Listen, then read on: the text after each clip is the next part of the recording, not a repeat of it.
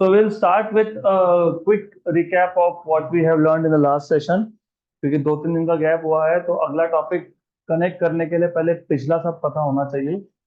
तो precisely we will only revise what we have learned in the last session. आखिरी lecture में हमने shear stress और shear strain से स्टार्ट किया था. तो शेयर स्ट्रेस हमने डिफाइन किया था when an applied force produces change in the shape of a body, then the associated stress is called as shear stress. shear stress हमने define किया था tangential force per unit area. एक cube लिया था हमने A B C D E F G H, cube था cube, और cube के बेस को फिक्स कर दिया था और उसके टॉप सरफेस को हमने टेंजेंशियल फोर्स अप्लाई किया था, एज यू रिमेंबर. तो क्या हुआ, ये जो क्यूब था ये बन गया parallelepiped because of change in shape. आपने टॉप सरफेस को फोर्स लगाया, ग्रेजिंग फोर्स है. ग्रेजिंग फोर्स मतलब जो सरफेस को टच करके लगाया जाता है इसको बोलते हो टेंजेंशियल फोर्स. तो because of the tangential force the cube ABCD now becomes the cube ABCDEFGH becomes parallelepiped. तो अगर आप देख रहे हो तो टॉप लेयर जो है टॉप लेयर डिस्प्लेस हुआ है. E पॉइंट A डैश बन गया, F F डैश हो गया, G G डैश हो गया और H H डैश हो गया. फिर हमने डिफाइन किया था शेयर स्ट्रेन. स्ट्रेन का जनरल फॉर्मूला होता है change in dimension per unit original dimension. तो शेयर स्ट्रेन का जनरल फॉर्मूला है change in shape per unit original shape. लेकिन हम लोग change in shape directly measure नहीं कर सकते, इसलिए हमने शेयर स्ट्रेन का डेफिनेशन चेंज कर दिया था. What we have said is it is defined as relative displacement of any layer to that of ratio of relative displacement of any layer to that of distance from the fixed layer. यहाँ पे top most layer displace हो रहा है, तो top most layer का displacement कितना, तो ई ई dash या फिर एफ एफ डैश या फिर जी जी डैश या फिर एच एच डैश. और जो टॉप मोस्ट लेयर है उसका फिक्स लेयर से, फिक्स लेयर मतलब एबीसीडी, वहां से डिस्टेंस कितना, तो एच ए या ई डी या फिर एफ सी या फिर जी डी. राइट. तो by definition shear strain is E dash, displacement is E dash divided by distance from fixed layer is ED. तो ई डैश अपॉन ED या फिर H dash upon HA या F dash upon FC या फिर G dash upon GB. And then ये जो displacement है E dash F dash G dash H dash ये सब सेम है, इसको नाम दे देना डेल्टा L. और ED FC GB HA ये भी सब सेम है, इसको नाम दे देता हमने L. तो बन गया डेल्टा L बाय L. ये जो फोर्स लगाने की वजह से शेप चेंज हुआ उसके से एक एंगल बना, उसको बोल दिया थीटा. तो what is tan theta, opposite side upon adjacent side. Opposite side is delta L, adjacent is L. तो you have delta L by L, that is shear strain. लेकिन डेल्टा L बाय L क्या होता है, tan theta. तो shear strain क्या है, tan theta. अगर angle small हो तो tan theta is equal to theta, क्योंकि साइन अपॉन कॉस, साइन होता है थीटा, कॉस होता है 1 फॉर स्मॉल एंगल. तो शेयर स्ट्रेन का फॉर्मूला क्या बन गया आपके पास, थीटा. तो शेयर स्ट्रेन के 3 फॉर्मूला थे, delta L by L, tan theta या फिर equal to theta. Good. Then इसके बाद हमने देखा था Hooke's law. Within elastic limit stress is directly proportional to strain. तो stress equal to some constant into strain. वो जो सम कांस्टेंट तुम बोलते हो ना, some constant, that is called as modulus of elasticity. So stress equal to constant into strain. This constant is called as modulus of elasticity. याद रखना. Good. Then elastic limit क्या होता है हमने डिफाइन किया था, the maximum value of stress up to which stress strain curve is a straight line. Simple भाषा में जितना ज्यादा हमने स्ट्रेस लगाया, मतलब जितना ज्यादा हमने फोर्स लगाया उतना ही ज्यादा स्ट्रेन प्रोड्यूस हुआ. इसको बोलते हैं linear relation. If you increase stress strain बढ़ेगा. राइट. गुड. देन उसके बाद अगर मुझे मॉड्यूलस ऑफ इलास्टिसिटी मतलब ये कांस्टेंट अगर फाइंड करना है तो what is constant stress upon strain. सही है. तुमने यहाँ पे प्लॉट किया y एक्सिस पे स्ट्रेस, x एक्सिस पे स्ट्रेन. तो स्ट्रेट लाइन क्या होता है, y equal to mx, y equal to mx. तो हमने कंपेयर किया था, इफ यू रिमेंबर, यहाँ लिखा है stress is y, constant is m and strain is x. ये m क्या क्या बोलते हैं, m को स्लोप. तो कांस्टेंट मतलब स्लोप क्या बन गया, stress upon strain.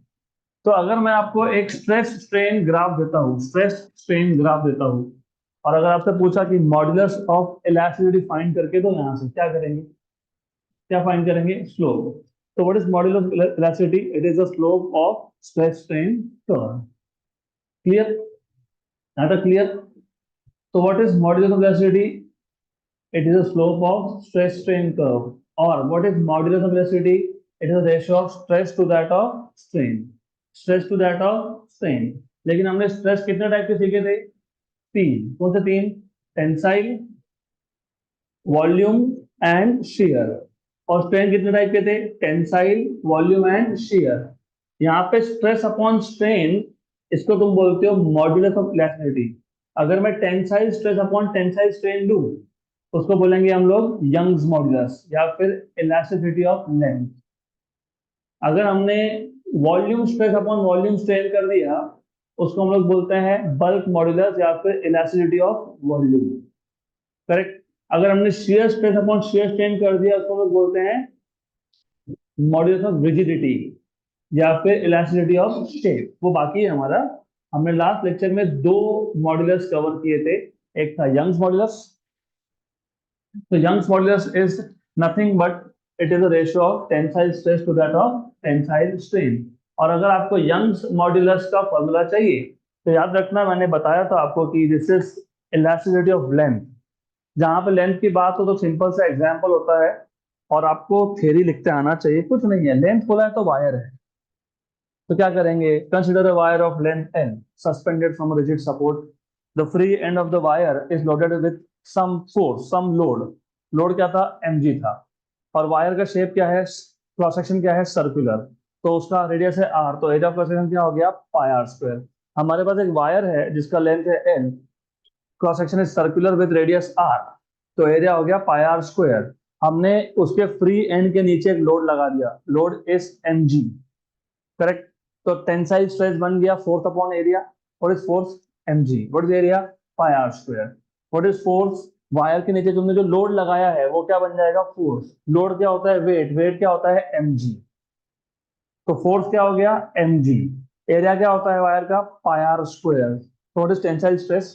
mg upon pi are square. What is tensile strain? Change in length upon original length. ये जो हमने लोड लगाया उसकी वजह से वायर का लेंथ बढ़ गया, इंक्रीज हो गया। कितने से इंक्रीज हुआ? डेल्टा एल से। तो what is change in length? Delta L. What is original length? L. What is tensile strain? Delta L by L. Correct? Good. तो tensile stress upon tensile strain, tensile stress upon tensile strain, mg upon pi are square upon delta L by L. तो ये जो denominator का denominator ये गया numerator में, तो क्या हो गया? mg l upon pi are square delta L. ये मिल गया आपको यंग्स मॉड्यूलस का फॉर्मूला।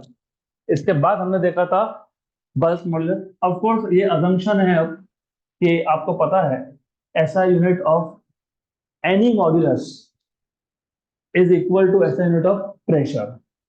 और प्रेशर का ऐसा यूनिट होता है न्यूटन पर मीटर स्क्वायर। और जो प्रेशर के डायमेंशन है वही स्ट्रेस के डायमेंशन है, वही मॉड्यूलस के डायमेंशन है। m1 l-1 t-2। करेक्ट? तो कोई भी मॉड्यूलस हो, सबके डायमेंशन और यूनिट्स सेम होंगे, ये पता होना चाहिए। मैंने आपको ये बताया था कि फिजिकली यंग्स मॉड्यूलस का मतलब क्या होता है। Young's modulus measures the resistance offered by a material to change in its length। तो जब आप एक वायर पे एक लोड लगाओगे, load will try to change the length, और वो जो वायर का मटेरियल है वो इस लेंथ को चेंज होने से अपोज करता है। तो कितना अपोज करता है? That is given by Young's modulus. क्यों? क्योंकि जब आप लोड लगाते हो तो वायर के अंदर जो एटम्स होते हैं they start moving away from each other, and as you know when atoms start moving away from each other they start developing internal attractive forces, जिसको तो बोलते हैं इंटरनल रिस्टोरिंग फोर्स। मतलब लोड वायर का length बढ़ाने की कोशिश कर रहा है और इंटरनल रिस्टोरिंग फोर्स उसको अपोज कर रहा है। अगर नहीं करता, अगर नहीं करता तो उसको तुम बोलते हो प्लास्टिक फ्लो, तो आगे आएगा। मतलब तुमने लोड नहीं भी लगाया ना, अपने आप ही वायर का लेंथ बढ़ते जाए, ऐसा होता नहीं है। तो every material will offer some resistance to change in length. कोई ज्यादा करेगा, कोई कम करेगा. जैसे अगर रबर का वायर है तो वो कम अपोज करता है, स्टील ज्यादा करता है. But every material opposes change in the length when a load is applied to it. उसके बाद हमने देखा था बल्क मॉड्यूलस. तो ये भी इजी है. Bulk modulus, modulus of elasticity associated with change in volume of a body is known as bulk modulus. It is also known as elasticity of volume. It is also defined as a ratio of volume stress to that of volume strain. है ना, इसको हमने define किया ratio of volume stress to that of volume strain. तो volume stress upon volume strain, अगर आपको याद है वॉल्यूम स्ट्रेस क्या था, चेंज इन प्रेशर. मैंने आपको एग्जांपल भी दिया था इसका. हमारे पास एक बॉल है, स्फीयर है, उसको हम एक लिक्विड के अंदर लेके गए. तो लिक्विड क्या करता है, लिक्विड हर एक डायरेक्शन से फोर्स लगाता है. फोर्स लगाना मतलब क्या, प्रेशर चेंज करना. एंड बिकॉज ऑफ दैट, और हर डायरेक्शन से इक्वल अमाउंट में फोर्स लगना चाहिए. अगर हर डायरेक्शन से इक्वल अमाउंट में फोर्स नहीं लगा तो बॉडी का वॉल्यूम की जगह पे क्या चेंज होगा, शेप चेंज होगा. That is the basic idea. I can just show with the help of some experiment here. Suppose this is a cylinder. Imagine ये परफेक्ट सिलेंडर है, राइट. मुझे इसका वॉल्यूम चेंज करना है. तो मुझे अगर इसका वॉल्यूम चेंज करना है, कम करना है, तो मुझे हर एक डायरेक्शन से इक्वल फोर्स लगाना पड़ेगा. And I try doing it.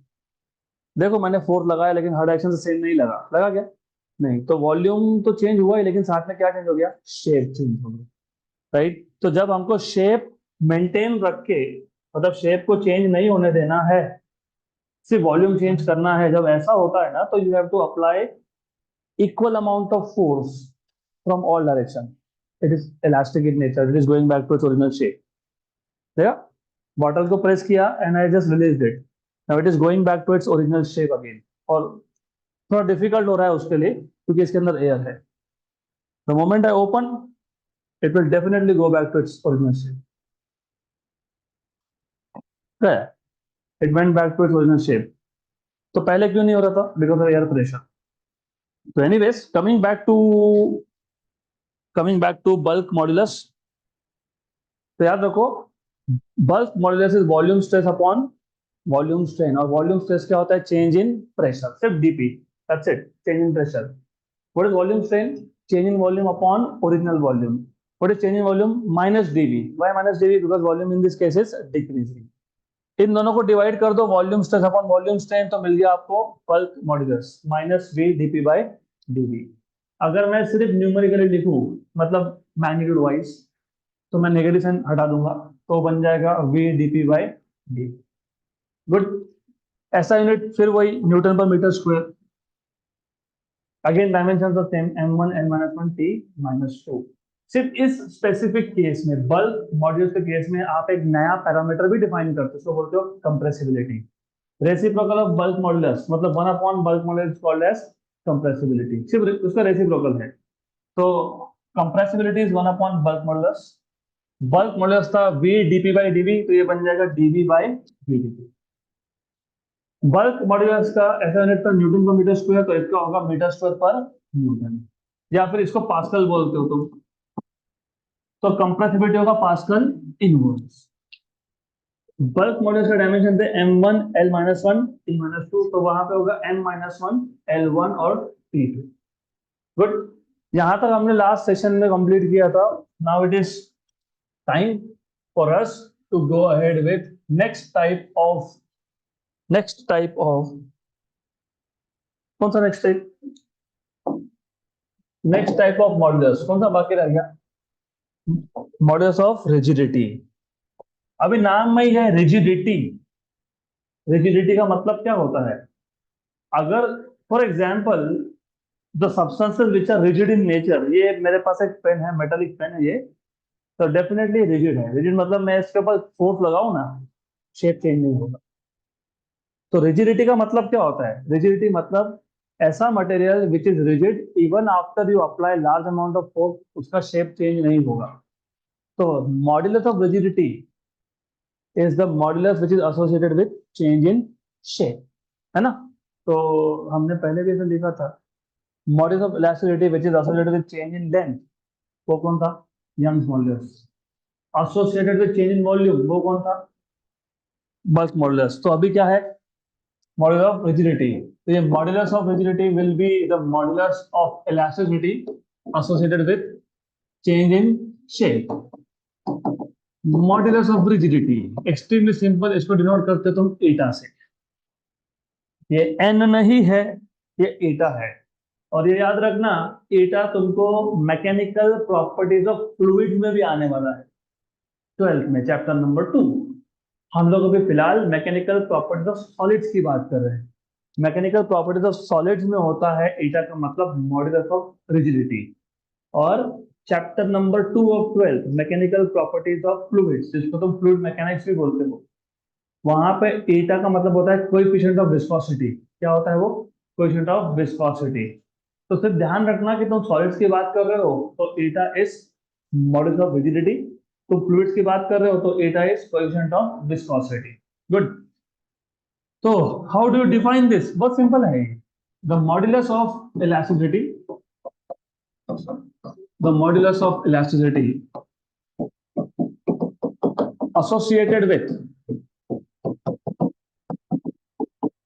associated with change in shape of a body, change in shape of a body is known as modulus of rigidity, is known as modulus of rigidity. It is also known as क्या बोलेंगे इसको? elasticity of shape. It is also known as elasticity of shape. It is also defined as, कैसे define करोगे इसको? Ratio of shear stress to that of shear strain. So it is also defined as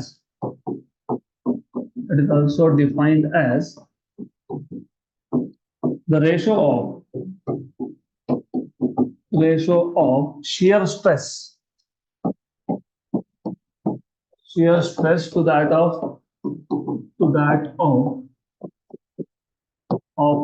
shear strain, to that of shear strain.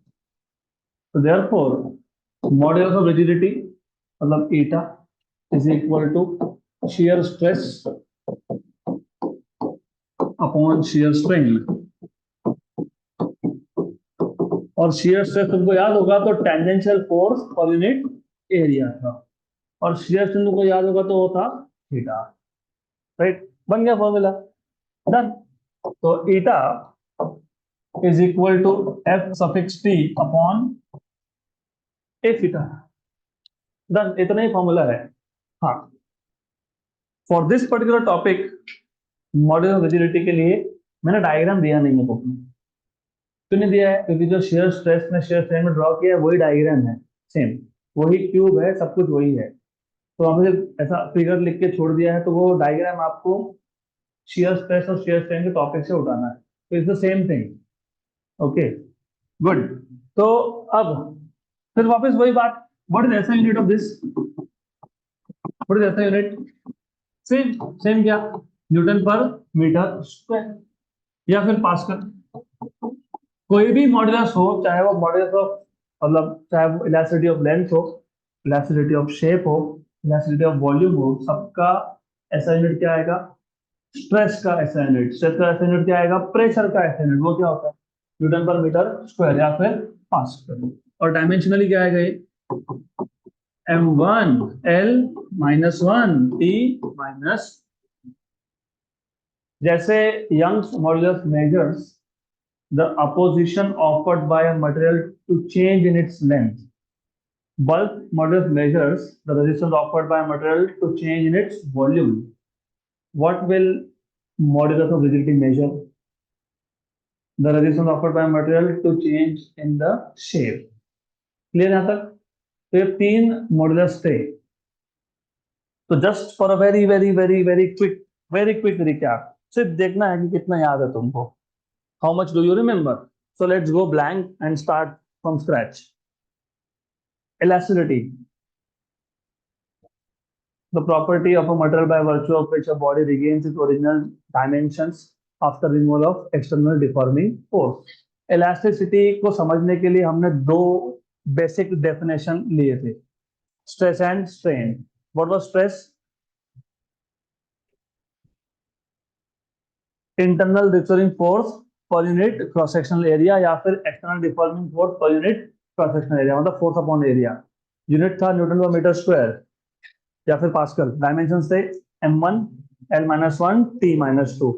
What was strain? Change in dimensions per unit original dimensions.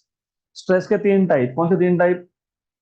Tensile, volume, shear. Strain के तीन type, tensile, volume and shear.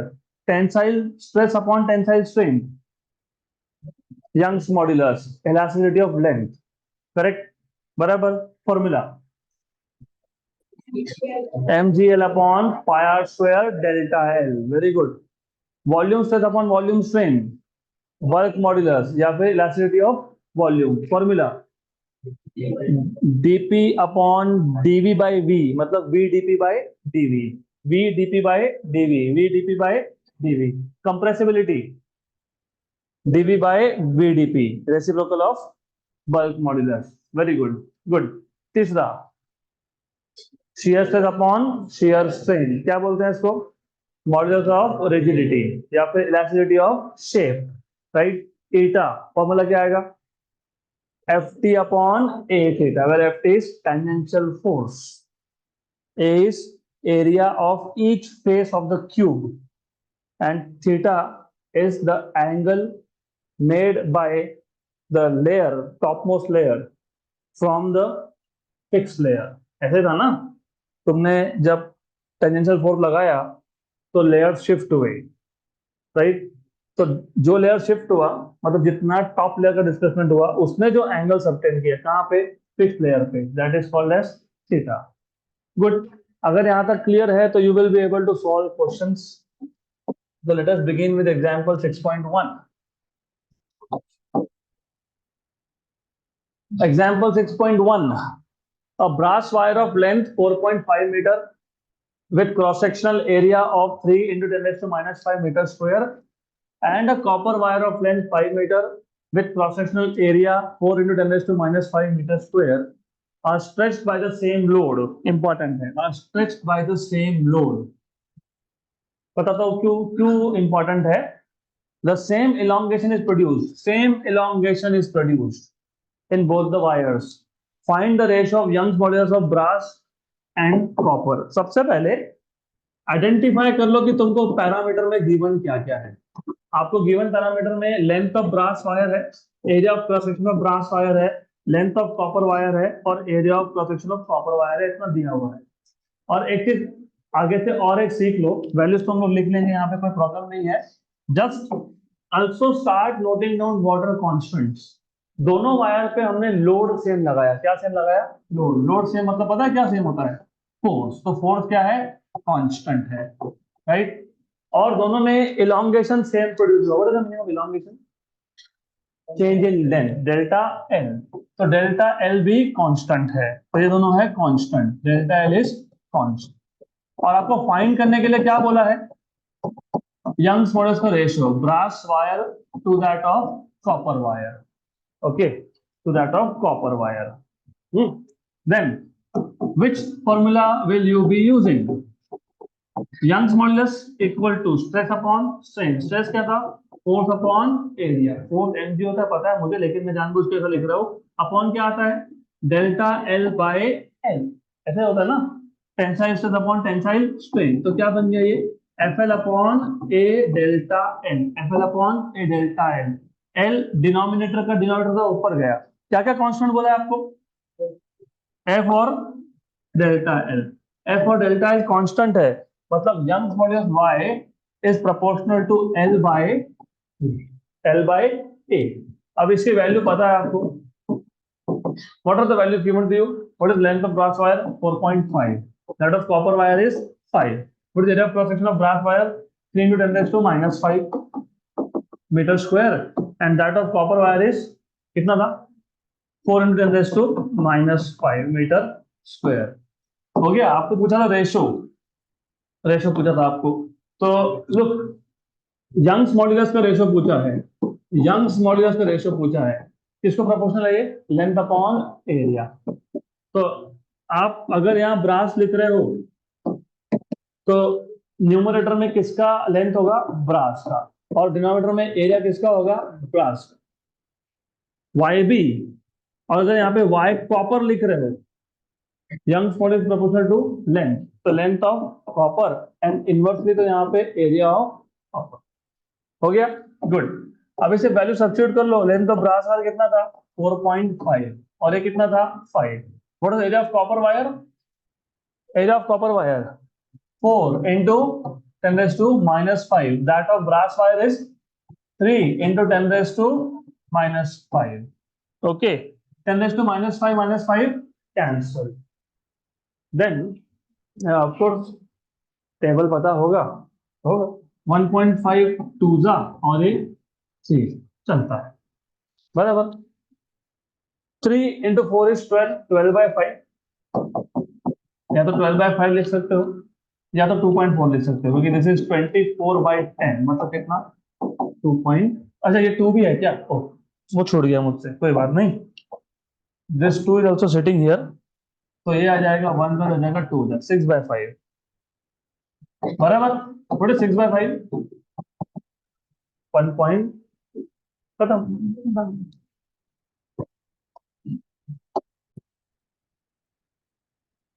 Next question, example 6.2, again a very simple example.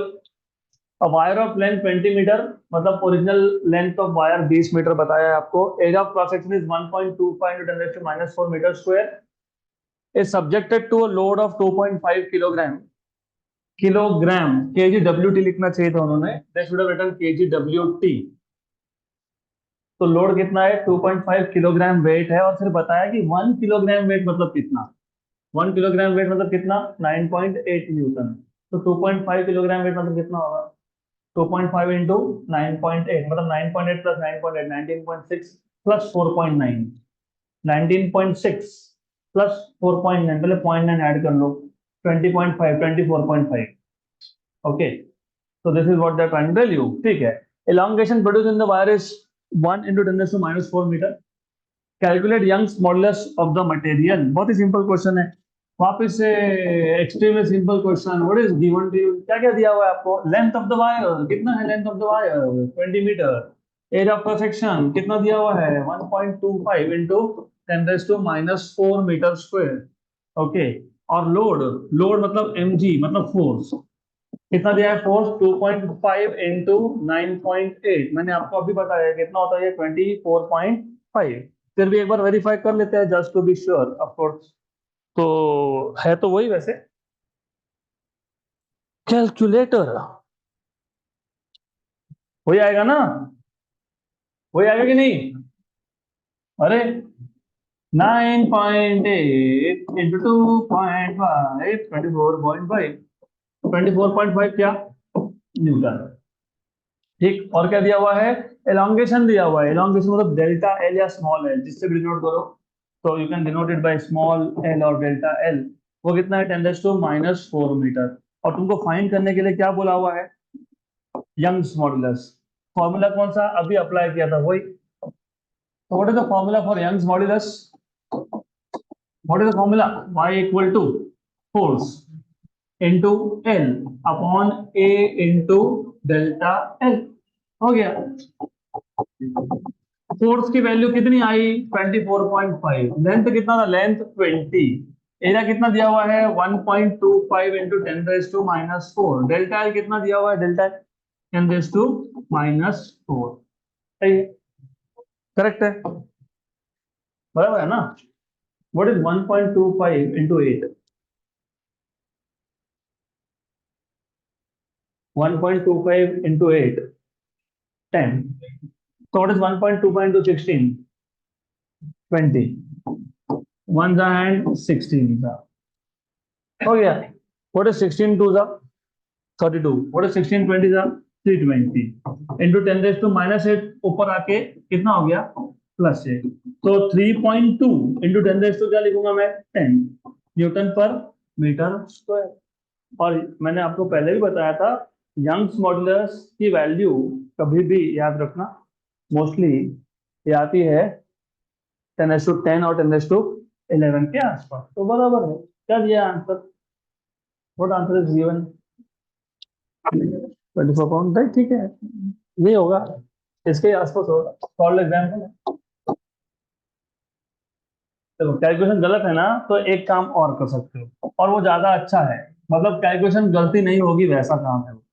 बताओ क्या है, इसको है ना आप ऐसा लिख दो बस, इसको मल्टीप्लाई करना ही नहीं, डोंट मल्टीप्लाई। उससे क्या होगा पता है, उससे ये होगा कि तुम फोर्स क्या लिखोगे, फोर्स क्या लिखोगे, 2.5 इंटू क्या लिखोगे, 9.8। लेंथ कितना था, लेंथ 20 था कि नहीं, हाँ 20 था। एरिया ऑफ क्रॉस सेक्शन कितना था, 1.25 इंटू क्या था, 10⁻⁻4। और डेल्टा एल कितना दिया हुआ है, 10⁻⁻4। ठीक, इससे पता क्या होता है, ये 1 हो गया, ये 2 हो गया, ओके, बराबर। 9.8 इंटू 2, 19.6 इंटू 2, 39.2, 39.2। और ये जो 20 का 10 था वो अलग कर दो, और ये 10⁻⁻8 ऊपर आके +8 हो जाएगा। तो 39.2 को 3.92 लिख दो, 3.92 लिख रहे हो, तो 10 का क्या बन जाएगा, 100, और वो कितना होगा, 10⁻8, तो 10⁻10 न्यूटन पर मीटर स्क्वायर। ठीक है, next question, example 6.3। A metal cube of side 1 meter is subjected to a force। एक मेटल क्यूब है जिसका साइड लेंथ 1 मीटर है, तो वॉल्यूम मिल जाएगा, what is volume, volume of a cube, volume of a cube क्या होता है, L cube. अगर एल 1 मीटर है तो वॉल्यूम कितना हो गया, कितना हो गया, रुको बताइए, नहीं आप ही बताओ, white T shirt with strips. मैंने बहुत सिंपल क्वेश्चन पूछा है, मैं सिर्फ इतना पूछा है, क्यूब है, उसका जो साइड है उसका लेंथ है 1 मीटर, मुझे बताओ वॉल्यूम कितना होगा, what is the formula for volume of a cube.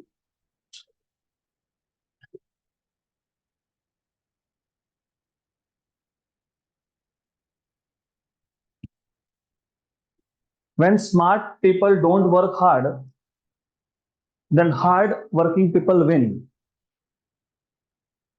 समझ में आया मैंने क्या बोला, मतलब तुम स्मार्ट हो लेकिन तुम 11 में आने के बाद कुछ भी नहीं कर रहे हो, तो when smart people don't work hard, सिर्फ हार्ड वर्क नहीं करना होता, स्मार्ट तो करना ही होता है, then hard working people win. Volume of cube L cube, ये कोई स्कूल का बच्चा भी बता देगा, और लेंथ है 1 मीटर। तो मैंने सिंपल सा क्वेश्चन पूछा कि वॉल्यूम कितना है, 1 मीटर क्यूब है, और तुम इसके लिए 5 मिनट लगा दिए बताने के लिए। तो हमारे पास एक मेटल क्यूब है जिसका साइड लेंथ है 1 मीटर का, it is subjected to a force, एक फोर्स अप्लाई कर दिया उसके ऊपर, द फोर्स एक्ट्स नॉर्मली। मैंने ये भी तुमको बताया था कि दो टाइप के फोर्स होते हैं, एक नॉर्मल और एक टेंजेंशियल। टेंजेंशियल फोर्स क्या चेंज करता है, शेप, नॉर्मल फोर्स क्या करता है, वॉल्यूम चेंज करता है। मतलब यहाँ पे क्वेश्चन बल्क मॉड्यूल्स का बनने वाला है।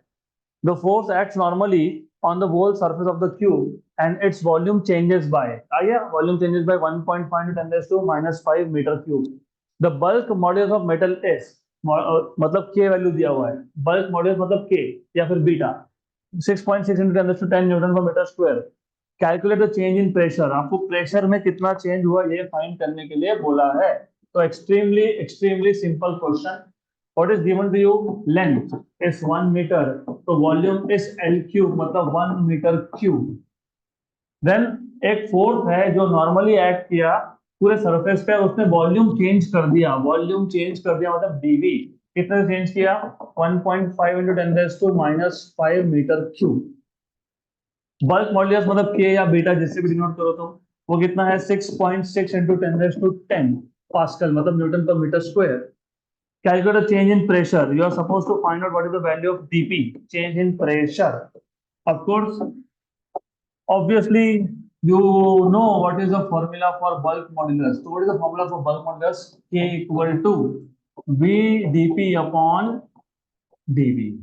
तो तुमको चाहिए चेंज इन प्रेशर, तो क्या आ जाएगा?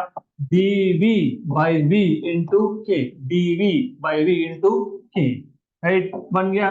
तो सॉल्यूशन क्या है? सिर्फ इसमें वैल्यू डालनी है। What is change in volume? How much is change in volume? 1.5 into 10⁻⁻⁵ what is original volume? 1। What is के वैल्यू? 6.6 into how much? 10⁻10। ठीक, तो ये आ गया आपका 10⁻10 और 10⁻⁻5 मतलब 10⁻5, 10⁻5। 6.6 into 1.5 कैसे करते हो? 6.6 into 1 that is 6.6, 6.6 into half that is 3.3, 6.6 plus 3.3 9.9, खत्म हो गया आंसर। बराबर बराबर, गुड। 9.9 into 10⁻5 क्या? न्यूटन पर मीटर स्क्वायर या फिर pascal. Next question,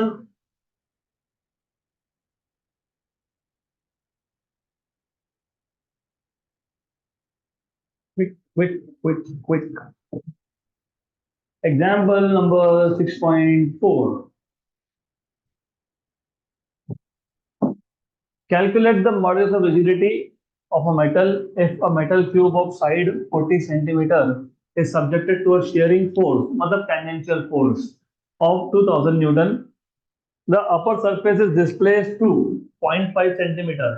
E dash, F dash, G dash, ये जो भी ये बोला है, इसको हमने क्या डिनोट किया था? डेल्टा एल से। क्या डिनोट किया था हमने? डेल्टा एल से। Very good. तो वो जो डेल्टा एल है ना, उसकी वैल्यू दी हुई है आपको 0.5। तो remember what is given to you is delta L, value of delta L. तो आपको दिया हुआ है डेल्टा एल का वैल्यू कितना है? 0.5 with respect to the bottom. अच्छा ठीक है। Calculate the modulus of rigidity of metal. Okay,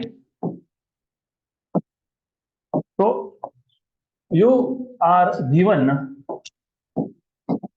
given quantities में क्या क्या दिया है? मेटल क्यूब का साइड का लेंथ कितना दिया हुआ है? 40 सेंटीमीटर। 40 सेंटीमीटर मतलब 0.4 मीटर। यहां से तुमको वॉल्यूम मिल जाएगा, लेकिन वॉल्यूम निकालो मत, जरूरत पड़ेगी तो देख लेंगे, फिलहाल तो नहीं है। शेयरिंग फोर्स मतलब टेंजेंशियल फोर्स 2000 न्यूटन का है।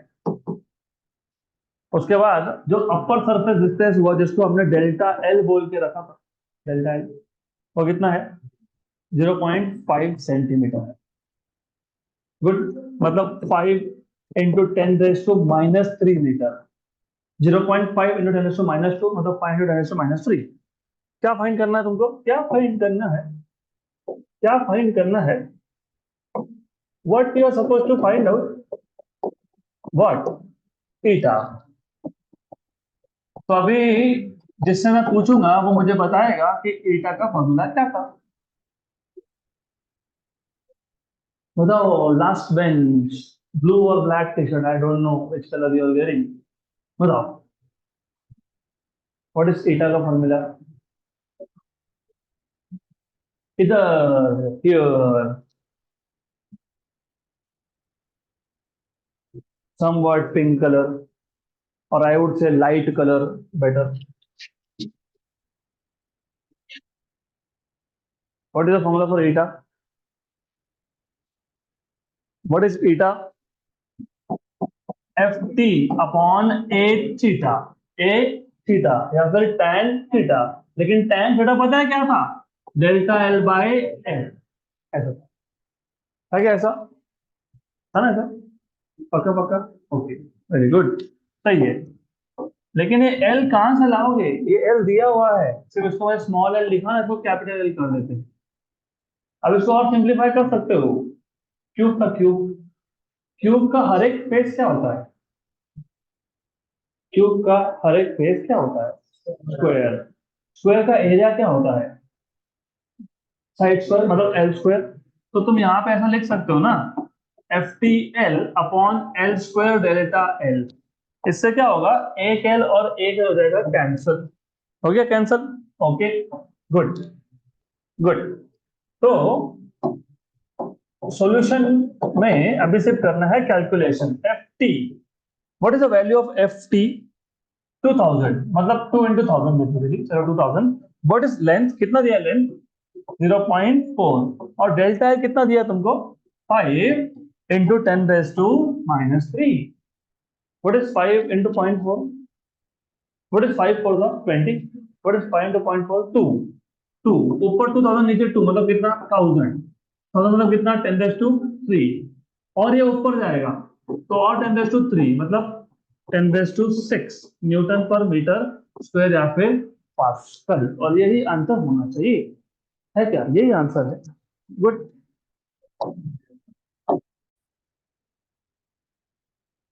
ओके, तो let us move to next question. Next question, practice problem number 4। हमने जितना थ्योरी कवर किया उससे एसोसिएटेड रिलेटेड ये चार ही क्वेश्चन थे सॉल्व एग्जांपल्स में। Now I jump to practice problem number 4। Okay, हो गया ना ये सबका? हो गया होगा ऐसा अजम्पशन है, और अजम्पशंस गलत भी होते हैं कभी कभी। Anyways, so let us jump to mechanical properties of solids। आ गया, ये होगा, यस, ठीक था, यस। क्वेश्चन नंबर, अच्छा दिख ही नहीं रहा इधर तो, just a minute, give me a minute. तो अगला question, practice problem number 4। A wire gets stretched by 4 mm। ये 4 mm क्या है? What is this 4 mm? Stretched by 4 mm मतलब delta L due to a certain load, if the same load is applied to a wire of same material। हमने यही load एक दूसरे wire पे लगा दिया, ऑफ द सेम मटेरियल। जब material same हो तो यंग्स मॉडुलस क्या होता है? सेम होता है, क्योंकि यंग्स मॉडुलस या बल्क मॉडुलस या फिर रिजिडिटी का मॉडुलस ये मटेरियल का प्रॉपर्टी होता है। स्टील के लिए हमेशा सेम रहेगा। तो अगर मेरे पास 3 वायर है ऑफ स्टील, तो तीनों के लिए यंग्स मॉडुलस की वैल्यू सेम होगी। तो सेम मटेरियल बोला है मतलब Young's modulus is same with half the length. तो जो दूसरा वायर है उसका इनिशियल लेंथ वो पहले के कंपैरिजन में हाफ है, एंड डबल द डायमीटर, और डायमीटर डबल है, okay, of the first wire. What will be the change in its length? तो क्वेश्चन में पहले दिया क्या है वो अच्छे से समझ लो। आपके पास 2 वायर्स है, पहले के लेंथ को मैं बोल देता हूँ एल, पहले के लेंथ को बोल दिया एल, दूसरे का लेंथ हो गया L/2, क्योंकि क्वेश्चन में ऐसा ही बोला है आपको, करेक्ट। पहले का डायामीटर अगर D1 इज D, तो दूसरे का डायामीटर कितना है? कितना है? 2D है। कितना है? 2D है। अगर डायामीटर डबल है मतलब रेडियस डबल है, तो बेसिकली R1 अगर R है तो R2 कितना है? 2R। गुड। देन दोनों पे लोड सेम था, if the same load is applied मतलब फोर्स इज कांस्टेंट, और मटेरियल भी सेम है तो Young's modulus is also constant. Good, ज्यादा क्लियर? तो this is the data given to you. और पहले वायर का डेल्टा L1 पहले वायर का कितना है? 4 mm। और दूसरे वायर का आपको चेंज इन लेंथ फाइंड करना है। तो आपको फाइंड क्या करना है? What is the change in length of the second wire, that is delta L2। अभी भी जिनको क्वेश्चन नहीं समझ में आया, क्वेश्चन समझा देता हूँ। A wire get stretched by 4 mm मतलब delta L1 due to a certain load. If the same load, force is constant, is applied to a wire of same material, मतलब Young's modulus is constant, तो y और f हो गया constant with half the length। Second wire का length पहले के comparison में half है, डबल द डायमीटर, तो सेकेंड वायर का डायमीटर जो है वो डबल है। अगर डायमीटर डबल है तो रेडियस भी डबल है, याद रखना आप। गुड। और सेकेंड वायर का चेंज इन लेंथ कितना है ऐसा पूछा है, तो यंग्स मॉडुलस का फॉर्मूला आपको यूज करना पड़ेगा, क्योंकि जहां पे चेंज इन लेंथ बोला हो वहां पे यंग्स मॉडुलस ही अप्लाई होता है। तो y इक्वल टू क्या लिखोगे? F L upon A delta L, याद है कि? यस, पक्का? गुड। आपको क्या फाइंड करना है? डेल्टा है, तो एक काम करेंगे, delta L equal to FL by AY लिख देंगे। सही है। What is area of wire? What is cross sectional area of wire circle? What is area? Pi are square. अब इसमें कॉन्स्टेंट्स क्या क्या है वो देख लो। F constant, Y constant, pi भी कांस्टेंट। तो delta L is proportional to L by R square. ये बन गया प्रोपोर्शनलिटी का formula. Then delta L2 bye delta L1 by delta L1 proportional था L by R square. L2 और यहाँ पे L1 और इनवर्स किसको था? आर स्क्वायर को। तो R1 बाय R2 का square. What is L2 bye L1? 1/2। चलो ठीक है, छोड़ो। What is L2? L/2। What is L1? L। What is R1? R। What is R2? 2R। अभी बराबर बोलोगे 1/2। ठीक, ओके। तो delta L2 bye delta L1 ये 1/2 और ये 1/4 मतलब 1/8। सही है। तो डेल्टा L2 इक्वल टू क्या आ गया? Delta L1/8। What is delta L1 का value? 4 mm upon 8। What is 4/8? 0.5। 1/2 मतलब। तो आंसर शुड बी 0.5। 0.5 आंसर दिया हुआ है mm। खत्म, डन।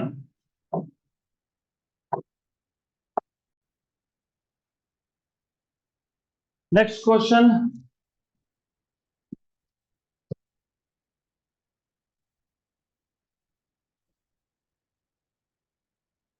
अगला question.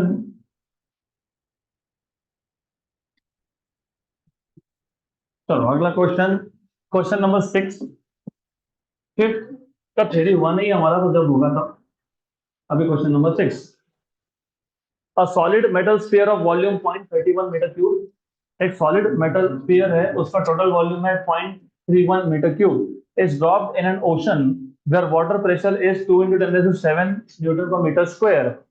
Calculate change in volume of the sphere if the bulk modulus of material is 6.1 × 10⁻10 newton per metre square. Very good question. और ध्यान दो, मैंने तुमको बताया था कि ये जो क्वेश्चंस आते हैं ना, इसमें थोड़ा सा घुमा फिरा के बातें होती है। क्या बोला है?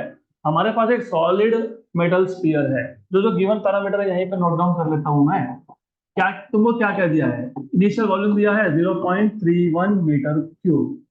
It is dropped in an ocean. लेकिन ये बोला क्या पहले एयर में था? नहीं। अगर बोला होता कि पहले एयर में था तो इनिशियल प्रेशर जैसे तुम atmospheric pressure. What is one atmospheric pressure? 1.013 × 10⁵ pascal. तो अगर बोला होता कि पहले वो स्पीयर एयर में था, एटमॉस्फेयर में था, तो इनिशियल प्रेशर कितना रहते? 1.013 × 10⁵ पास्कल। लेकिन बोला नहीं है, तो हम अज्यूम कर लेंगे इनिशियली वो था वैक्यूम में, मतलब इनिशियल प्रेशर इज 0। अभी इसको तुमने ड्रॉप कर दिया कहाँ पे? वाटर में, जहां पे प्रेशर कितना है, मतलब फाइनल प्रेशर कितना है?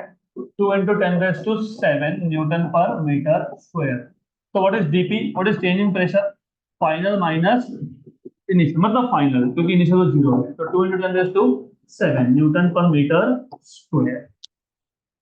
करेक्ट। ये इंपॉर्टेंट है, मैं बार बार बोल रहा हूँ। पहले अगर तुमको बोला होगा तो इनिशियल प्रेशर 0 नहीं होगा, तो ध्यान देना उस पर। Calculate the change in volume if the bulk modulus of metal is. आपको पूछा है what is the change in volume, और बल्क मॉड्यूलस की वैल्यू आपको दी हुई है। कितनी दी हुई है? 6.1 × 10⁻10 न्यूटन पर मीटर स्क्वायर। और आपको पूछा क्या है? क्या पूछा है? क्या पूछा है? चेंज इन वॉल्यूम, मतलब डीवी पूछा है आपको। डीवी। तो what formula will you be using? K equal to, जल्दी बोलो, K इक्वल टू क्या? K equal to V dP by dV। Very good. तो what is dV? V dP by K। सही है। Done, put values. तो you have dV equal to V। V, what is V? What is V? 0.31। dP, what is dP? What is dP? 2 × 10⁷ upon K। What is K value? दिया है क्या K value? Yeah, 6.1 into 10⁻10 ऐसे दिया है। तो हो गया आंसर। अप्रोक्सीमेटली बता देता हूं मैं। What is 0.31 × 2? 0.62। मैं इसको 0.61 लिख सकता हूँ ना, चलता है। ऊपर 10⁻7 था, नीचे 10⁻10 था, तो 10⁻3 ऊपर गया तो -3, और ये 1 जा हो गया, ये 10 जा हो गया ना, और ये ऊपर गया तो 10⁻⁻4 मीटर क्यूब, 10⁻⁻4 मीटर क्यूब दिया है आंसर।